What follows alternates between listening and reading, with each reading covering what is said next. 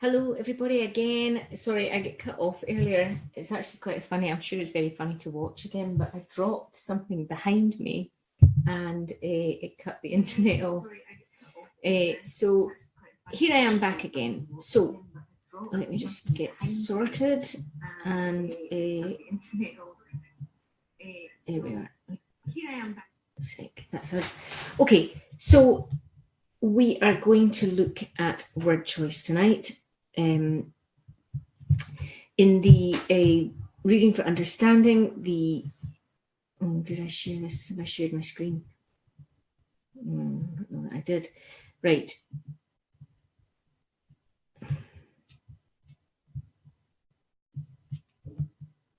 There. Okay, in the reading for understanding paper that we've been looking at in great depth in the last week, you are asked to comment on aspects of language. You can choose any of the following: word choice, imagery, sentence structure, or tone. And we have looked at sentence structure and we're going to look at word choice. Now, they're both they're different things, obviously, but when we were talking about sentence structure, we were talking about repetition and why writers repeat certain words and what the effect of that is. So they're all interlinked, and it can be kind of slightly difficult to separate them out.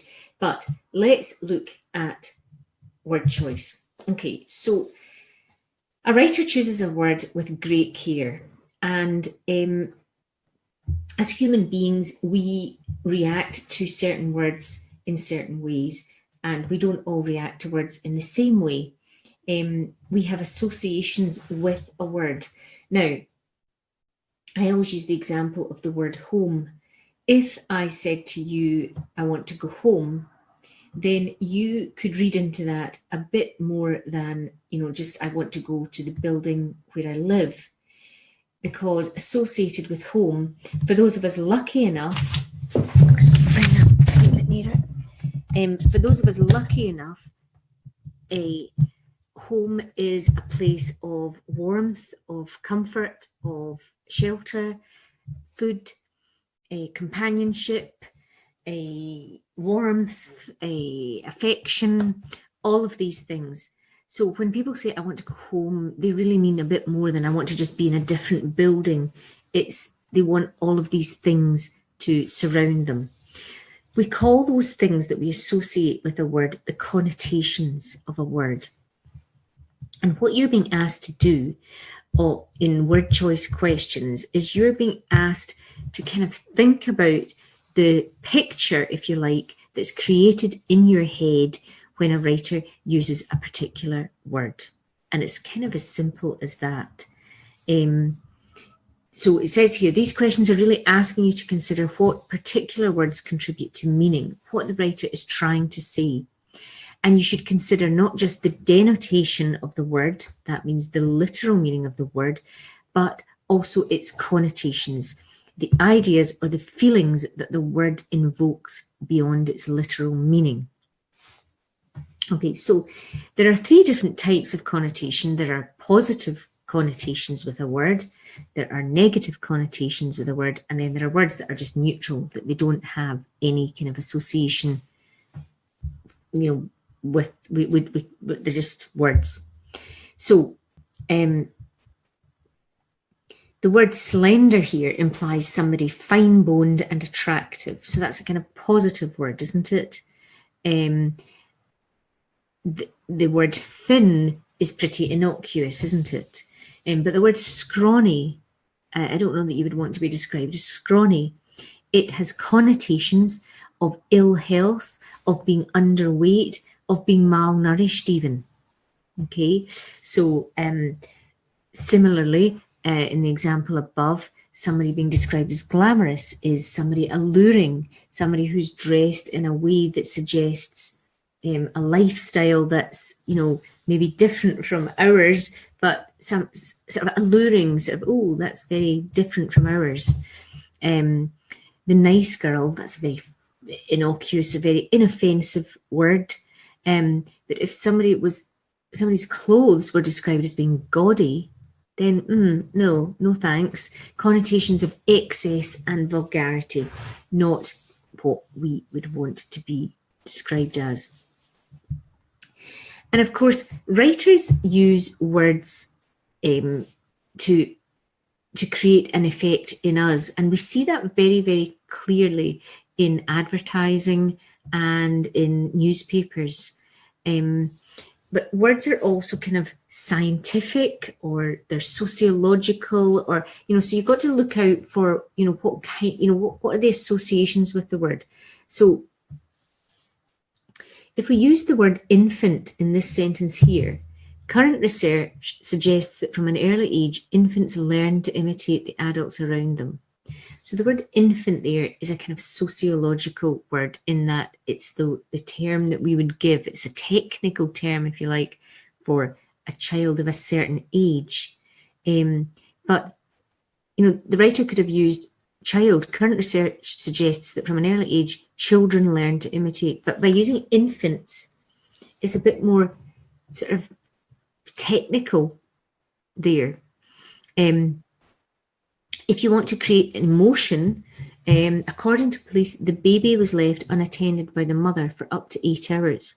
Well, that sounds a whole lot worse than the infant was left unattended by the mother for up to 8 hours, because with a baby, we associate, helplessness, somebody who's dependent. Infant's a bit more detached. Can you see that? Can you see that the associations with the words are different there?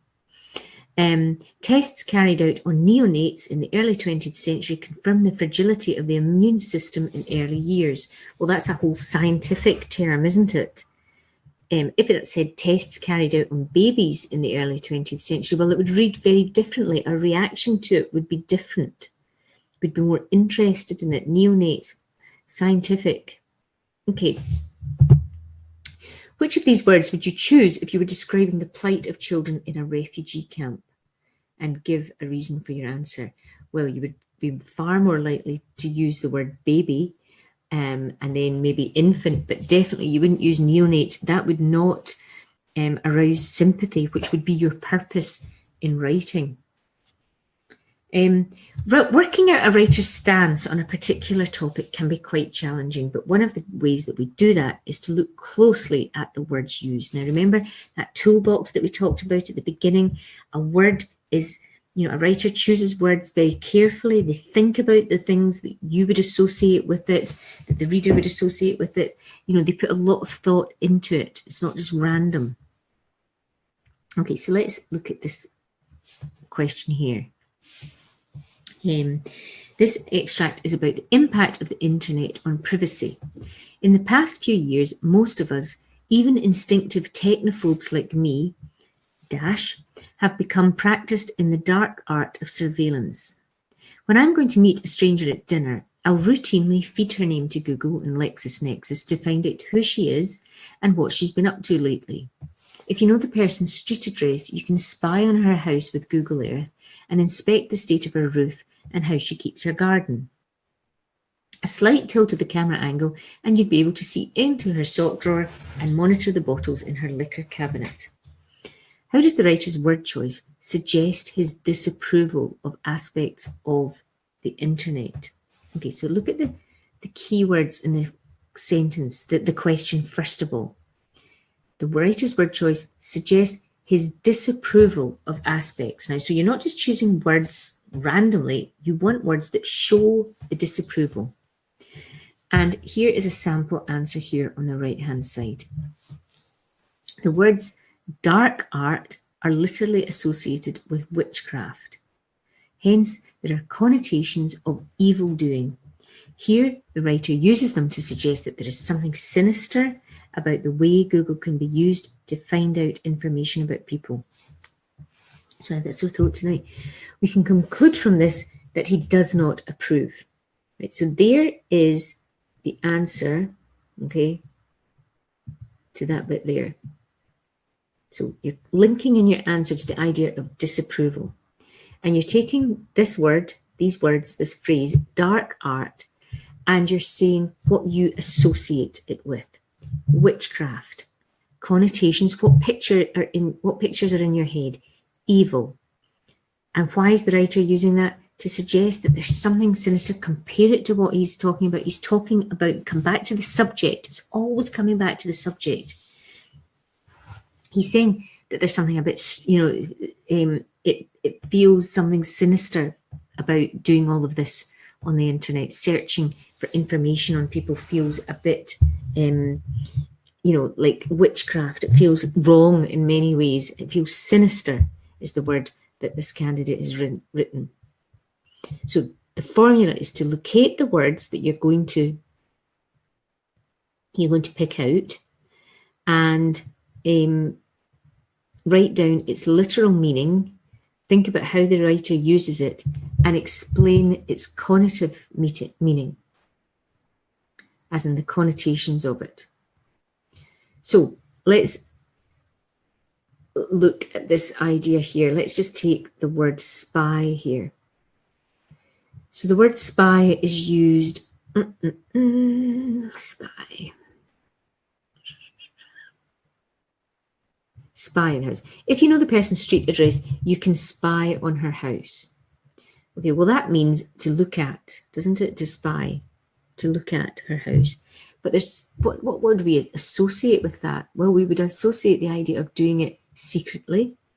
We would associate the idea of it being underhand, of it being somehow dishonest. Suggesting what? Suggesting that the writer thinks that this is not, this is not a positive behavior. This is not a positive aspect of the internet. He disapproves of it, this bit here. Okay, come back to the words of the question. Okay. No,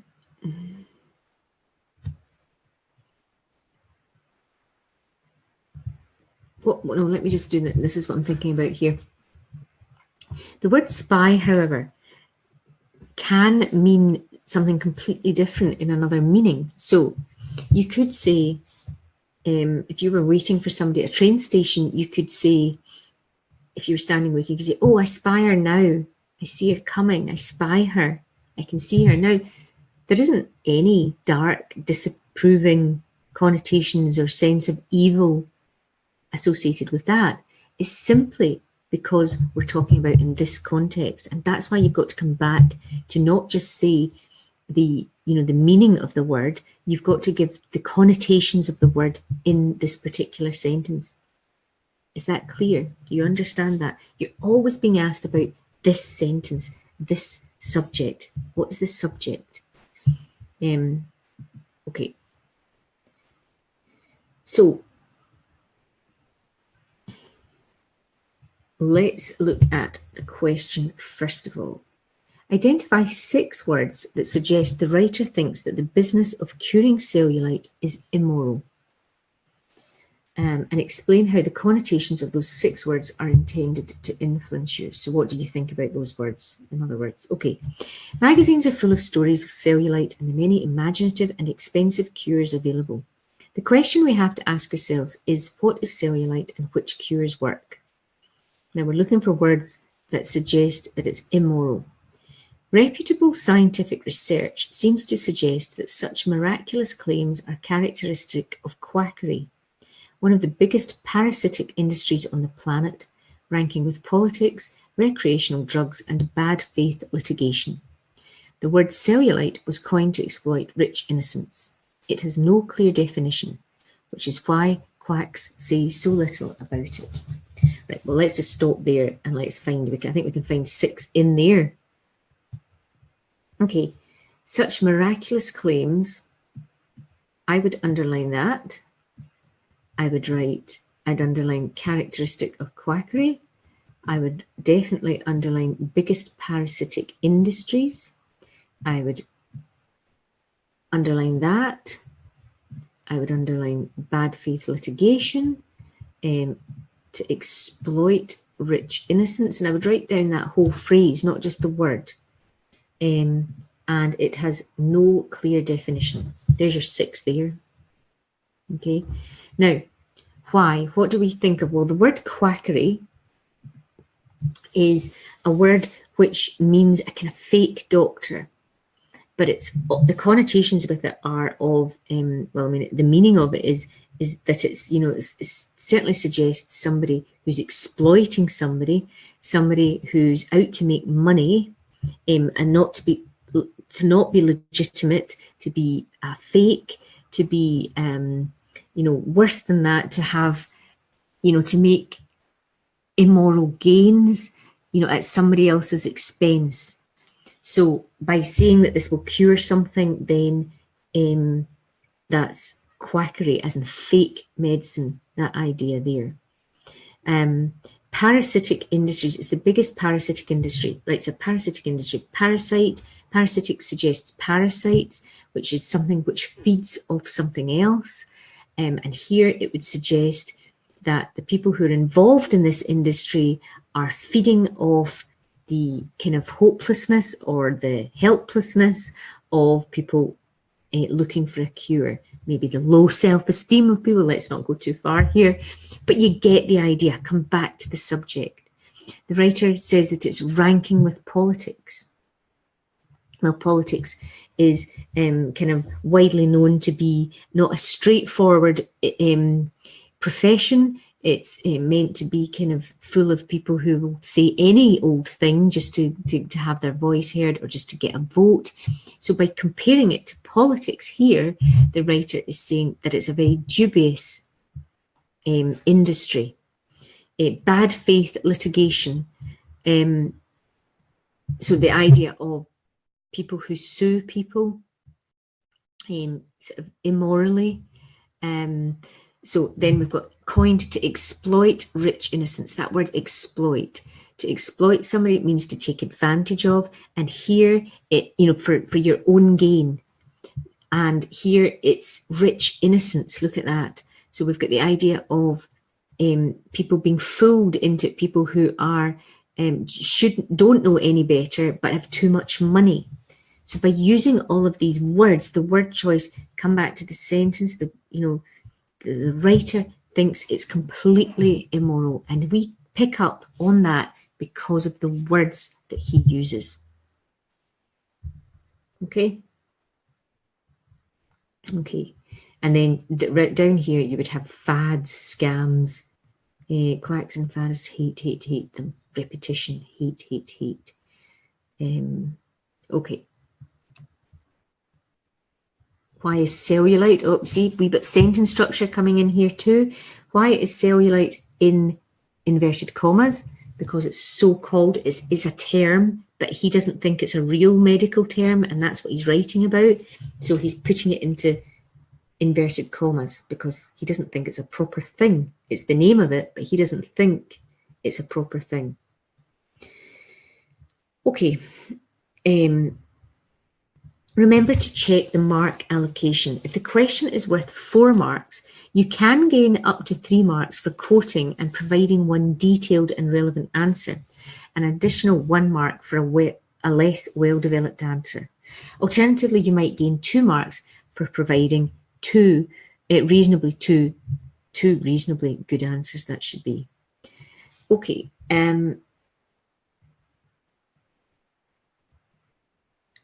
So here's a kind of typical exam question. Explain how the writer's choice of words in the paragraph above makes clear the difference, and then you're going to underline that, the difference between the 2 types of communication, real life and cyber world. 4 marks, 2 marks for each, and you're looking for words which make clear the difference between the 2 types of communication. At the same time, this constant reassurance that you are listened to, recognised and important is coupled with a distancing from the stress of face-to-face real-life conversation. Real-life conversations are, after all, far more perilous than those in the cyber world. They occur in real time, with no opportunity to think up clever or witty responses, and they require a sensitivity to voice tone and body language. Moreover, according to the context, and indeed the person with whom we are conversing, our own delivery will need to adapt. None of these skills are required when chatting on a social networking site. How does the writer's choice of words in the paragraph above make clear the difference between the two types of communication, real life and cyber world? Okay, so we're going to underline words that we think we could use, and there'll be lots of them. Right, constant reassurance, I would underline, coupled with and I would underline distancing from the stress of face-to-face, real life, distancing, definitely distancing, and stress. So that is the bit about the cyber world. Real life conversations are perilous. I'd underline that. No opportunity to think up clever or what it requires sensitivity to voice and body language. Will need to adapt. None of these skills are required when chatting on a social networking site. Okay, so the difference, you've got to get the idea of the contrast. Okay, so constant reassurance is what people are seeking in the cyber world, suggesting that, right, so constant reassurance, it suggests to us that they are needy, that they're looking for affirmation from other people, that that they're, but yet they coupled with, yet it's very different from face to face because there's a distancing, it's not the same as real life conversation. Distancing suggesting that the world, could even literally be worlds apart, but they're separate, very set apart from one another when communicating to each other. But that bit, the constant reassurance, is what are the key parts there. Real conversations, I would definitely get into this word. Sorry, I'm so tired tonight. This word here, perilous, suggesting, dangerous. It actually would, it's as if you've gone on some kind of dangerous journey, perilous, and as if there are hazards everywhere. That sense there. No opportunity, sensitivity. You've got to be alert to more than, whereas you've got to be alert to other things other than just the words that are being spoken. All of that suggesting the two types of communication. Set it out with 2 marks, internet or cyber world and real life, and then take your words from each of those and write lots and lots and lots and lots. For 4 marks, you've got to write quite a lot. Okay, I'm going to finish up with this one here. Explain how the writer's word choice creates an emotional appeal to the reader. I am desperate for some good news about aviation and its environmental impact. Please someone say that they got the figures wrong. I have always loved the freedom and access that flying brings. Who doesn't?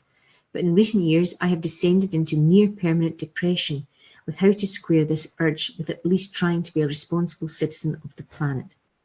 Flying is one of life's pleasures, but is my future, and more importantly that of my 2 young daughters, really going to be one of abstinence from flying, or at best flying by quota, as many environmentalists are now calling for? How does the writer's word choice create an emotional appeal to the reader? So how is he tugging at the heartstrings? What words does he use? Okay, well, you would definitely pick up please someone say, as he appeals directly to the reader. They're suggesting that his emotional well-being is dependent on this, that they got the figures. I have always loved the freedom. Who doesn't? He again appeals directly to the reader by using who doesn't, asking a rhetorical question. And if we were doing a wee bit of sentence structure there, we would talk about how that is set apart by a pair of dashes, a bit of parenthesis there. I have descended into the near permanent depression. So his word choice there suggesting the depths to which he could sink, absolutely being a bit tongue-in-cheek here, isn't he? How to square this urge. Flying is one of life's pleasure. One of abstinence, suggesting that he's going to have to, abstinence suggests, makes you think of not taking part in something that's pleasurable, not something that's enjoyable, and it's kind of forced on you, that sense there. Flying by quota, again suggesting that word quota, suggesting that somebody on high is dictating how you are going to be flying, etc. How does the word cross? It creates an emotional appeal through his word choice, because this word suggests this, and this word suggests this here in this subject. Okay, it suggests this, and the picture of the word that you have, and then come back to the subject here again. Okay, I'm going to stop there because I've got a sore throat tonight. We'll do some more of this tomorrow, and we'll do some more of the sentence structure and word choice together. We're getting good at this, I think. I hope. I will also share this PDF with you. There's lots of good stuff in it, and I'll do that tomorrow, and you can have a look at it over the weekend. It's really helpful. So again, can you make sure that you let anybody know about this group who is sitting Higher English in 4 weeks, 3.5 now, and let them know about it. And hopefully you're finding it helpful. Leave any comments, any feedback, and I will see you tomorrow. Cheers.